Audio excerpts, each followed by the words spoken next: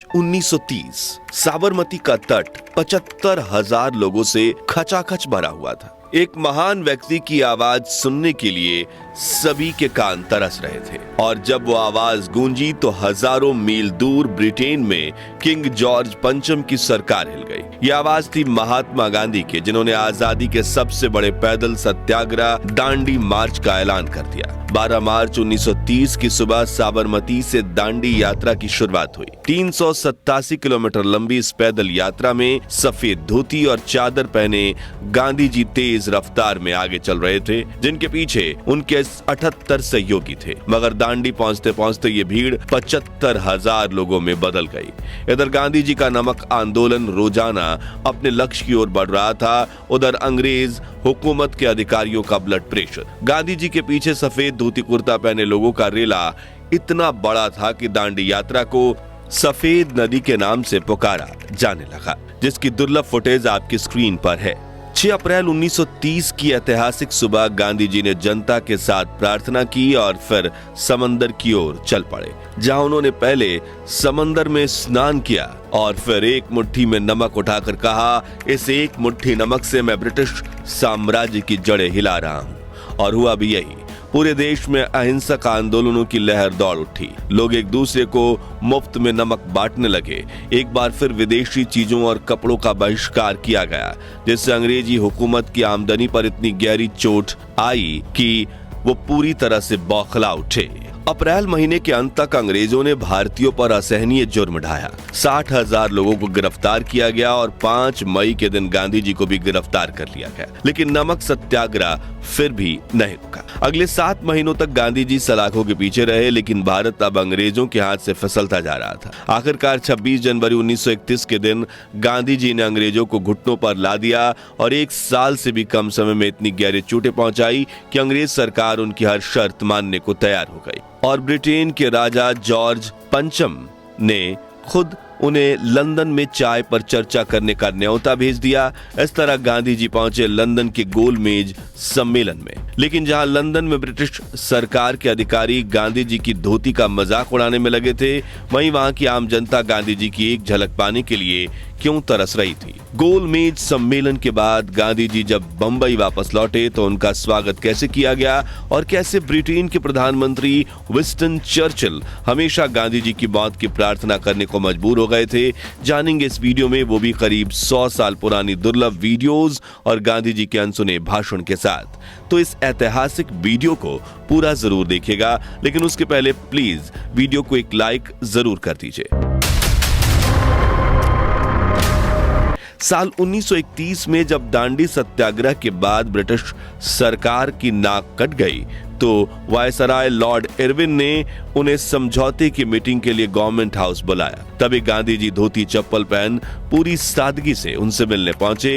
ये वक्त उस कंजर्वेटिव पार्टी के नेता विंस्टन चर्चिल ने गांधी का मजाक बनाते हुए कहा, ये कितना खतरनाक और घिनौना है कि विलायत से बैरिस्ट्री पास कर आया एक शख्स अब राजद्रोही फकीर बन अधनंगा वायसराय के महल की सीढ़ियों पर दंदनाता हुआ चला जा रहा है। इन शब्दों में कटाक्ष तो था, लेकिन वो गांधी के सामने हारी हुई ब्रिटिश सरकार की जलन और खौफ का गवाह था। इसी दिन गांधी जी को सेकंड राउंड टेबल कॉन्फ्रेंस गोलमेज सम्मेलन में लंदन जाने का प्रस्ताव दिया गया। सितंबर 1931 जब गांधी जी जहाज से लंदन पहुंचे तो उनके स्वागत के लिए सैकड़ों सरकारी अफसर और हजारों लोग खड़े थे, जो इस लंगोटी वाले नेता के स्वागत में उछल पड़े। जहाज से उतरकर गांधी जी सीधा गाड़ी में सवार होकर मैनचेस्टर के कारखाने देखने पहुंचे और वहां लोगों की भीड़ उमड़ पड़ी। जिसके बाद गांधी जी से मिलने पहुंचे कॉमेडी जगत के मशहूर कलाकार चार्ली चैपलिन, जो गांधी जी से इतना प्रभावित थे कि उनकी आंखें भर आईं। इस दौरान ब्रिटेन के सम्राट जॉर्ज पंचम ने उन्हें बकिंघम पैलेस में चाय पर बुलाया। कौम ये देखकर दंग रह गई कि इस औपचारिक मौके पर भी गांधी जी एक धोती और चप्पल पहने राजमहल पहुंचे, जिनके साथ सरोजनी नायडू भी थी। और गांधी जी की इस विजिट की दुर्लभ वीडियो आप स्क्रीन पर देख सकते हैं। उनके पोशाक को लेकर बाद में जब उनसे पूछा गया कि क्या इस पोशाक में सम्राट के सामने जाना उचित था, तो गांधी जी ने मुस्कुराकर जवाब दिया, सम्राट ने जितने कपड़े पहने हुए थे वो हम दोनों के लिए काफी थे।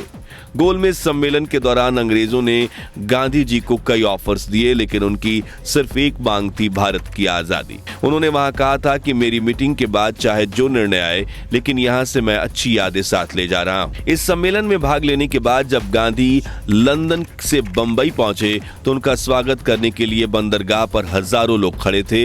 हर तरफ महात्मा गांधी की जय के नारे गूंज रहे थे।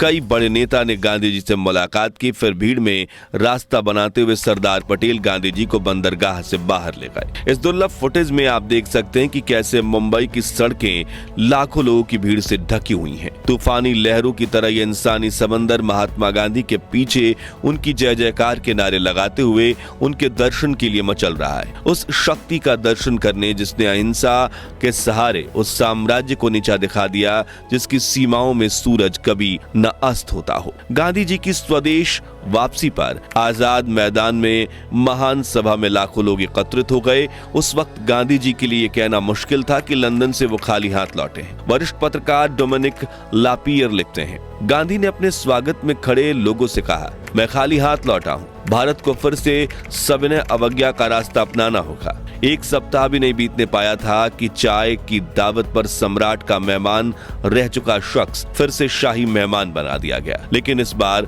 पूना की येरवाड़ा जेल में। अगले 3 वर्ष गांधी जी के जेल के अंदर से बाहर जाने का सिलसिला चलता रहा। उधर लंदन में चर्चिल गरजते रहे, गांधी को और हर उस चीज को जिसके लिए वो लड़ रहे थे कुचल देना होगा। सन 1940 में जब चर्चिल पर भारत को आजाद कर देने का दबाव पड़ा तो उन्होंने वो मशहूर जुमला बोला, सम्राट ने भारत में ब्रिटिश साम्राज्य को भंग करने के लिए तो मुझे प्रधानमंत्री नहीं बनाया है। 8 अगस्त 1942 हमेशा शांत रहने वाले गांधी पहली बार भड़क उठे, मानो अब उनकी सहन शक्ति खत्म हो चुकी हो। उन्होंने पूरे आवेश में कहा, मुझे तुरंत आजादी चाहिए, आज ही रात को, अगर हो सके तो भोर होने से पहले।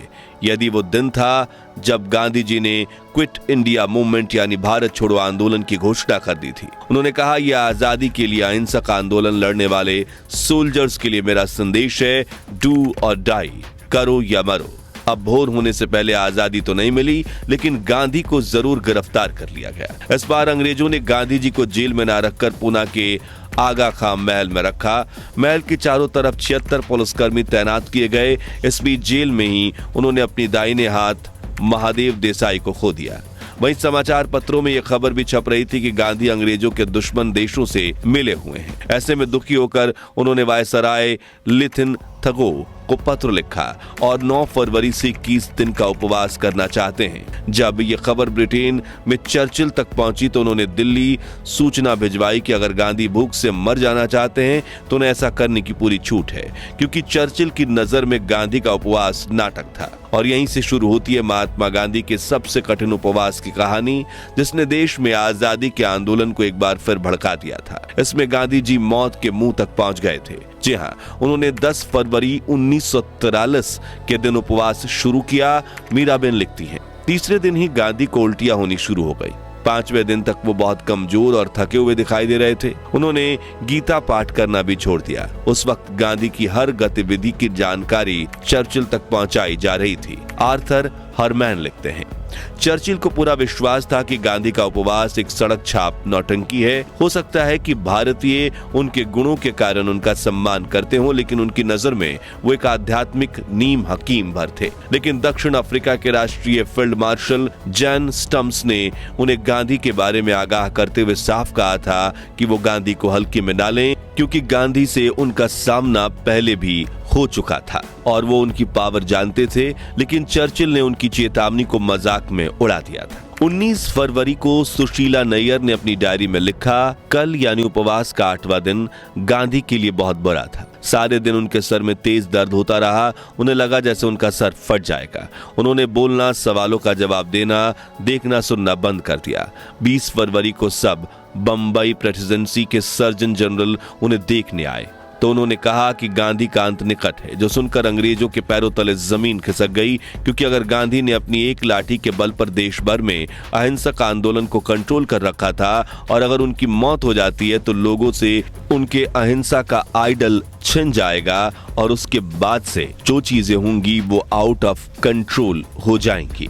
देश भर में हिंसक आंदोलन भड़क उठते और ऐसे में ये खबर चर्चिल तक पहुंचाई गई, लेकिन उन्होंने कहा गांधी अपने हालात के जिम्मेदार खुद हैं और मैंने सुना है कि जब जब गांधी ने उपवास का नाटक किया उन्होंने पानी के साथ ग्लूकोज का सेवन किया है। क्या आप इस बात की पुष्टि करवा सकते हैं? लिन थीथेगो ने जांच करने के बाद इसका जवाब देते हुए कहा यह सही नहीं है। उपवास के 13वें दिन यानी 23 फरवरी को गांधी के गुर्दों ने जवाब दे दिया। उधर चर्चिल के जहन में रह रहकर एक सवाल उठता रहा कि गांधी कब मरेंगे। 25 फरवरी को उन्होंने सम्राट के लिए एक लंबे पत्र को डिटेक्ट कराया जिसके अंत में लिखा, पुराने पाखंडी गांधी अभी तक टिके हुए हैं, शायद उससे कहीं ज्यादा जितना मुझे बताया गया था कि संभव है। मुझे तो शक है कि उनका उपवास असली भी है या नहीं। चर्चिल गांधी जी के संकल्प को देखकर घबरा गए थे। अगले दिन उन्होंने फील्ड मार्शल स्टम्प्स को लिखा, मैं नहीं समझता गांधी का अभी जरा भी मरने का इरादा है। अब तक गांधी का वजन 20 पाउंड कम हो चुका था, लेकिन अगले दिन गांधी थोड़ा चैन से सोए।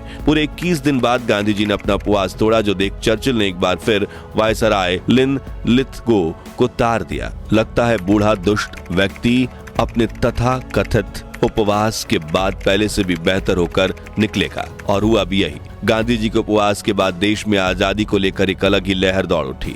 अंग्रेजों के अत्याचार भी बढ़े, लेकिन देशवासियों का मनोबल भी। इस बीच प्रधानमंत्री चर्चिल हमेशा अपने वायसराय से पूछते रहे, गांधी अब मर क्यों नहीं रहे? लेकिन गांधी जी उस उम्र में भी अडिग खड़े रहे और उनके पीछे खड़े थे करोड़ों भारतीय। आंदोलन इतना तेज हुआ कि आखिरकार अंग्रेजों ने घुटने टेक दिए और 15 अगस्त 1947 के दिन भारत आजाद हो गया।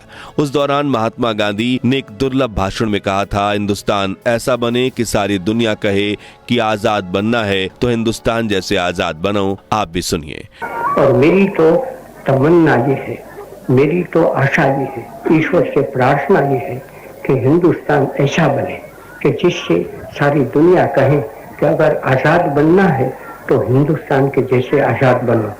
अब ये तो था गांधी जी के जीवन का एक पहलू, लेकिन क्या आप जानते हैं कि महात्मा गांधी के जीवन के साथ कई कंट्रोवर्शियल पहलू भी जुड़े हुए हैं जो आज भी विवाद का कारण बनते हैं, जैसे अपनी ही पोती और अन्य महिलाओं के साथ ब्रह्मचर्य के प्रयोग करना, जिसके ऊपर हमने एक डिटेल वीडियो बनाया है जिसे आप एंड स्क्रीन पर डिस्क्रिप्शन में दी गई लिंक से देख सकते हैं। तो दोस्तों, महात्मा गांधी के इस महान व्यक्ति